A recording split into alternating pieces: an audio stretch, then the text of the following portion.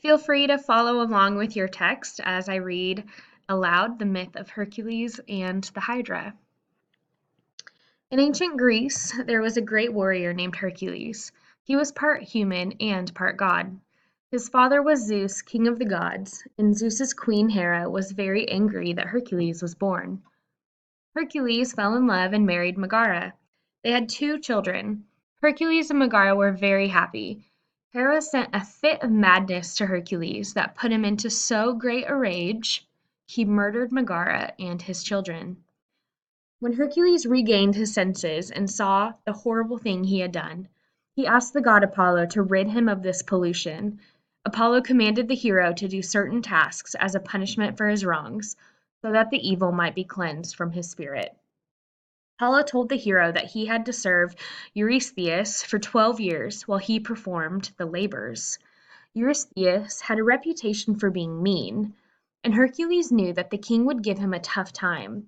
There was some good news, though. When the tasks were completed, Apollo said Hercules would become immortal. Unlike other men, instead of dying and going to the underworld of Hades, he would become a god. The second labor of Hercules was to kill the Lernaean Hydra. From the murky waters of the swamps near a place called Lerna, the Hydra would rise up and terrorize the countryside. A monstrous serpent with 9 heads, the Hydra attacked with poisonous venom. Nor was this beast easy prey, for one of the 9 heads was immortal and therefore indestructible.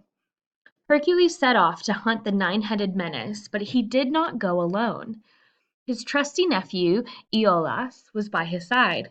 Iolaus, who shared many adventures with Hercules, accompanied him on many of the 12 labors. Legend has it that Iolaus won a victory in chariot racing at the Olympics, and he's often depicted as Hercules' charioteer. So, the pair drove to Lerna, and by the springs of Amymone, they discovered the lair of the loathsome Hydra. First, Hercules lured the coily creature from the safety of its den by shooting flaming arrows at it. Once the Hydra emerged, Hercules seized it. The monster was not easily overcome, though, for it wound one of its coils around Hercules' foot and made it impossible for the hero to escape. With his club, Hercules attacked the many heads of the Hydra, but as soon as he smashed one head, 2 more would burst forth in its place. To make matters worse, the Hydra had a friend of its own. A huge crab began biting the trapped foot of Hercules.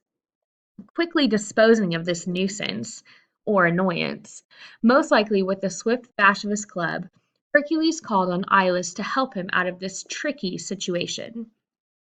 Each time Hercules bashed one of Hydra's heads, Iolaus held a torch to the headless tendons of the neck.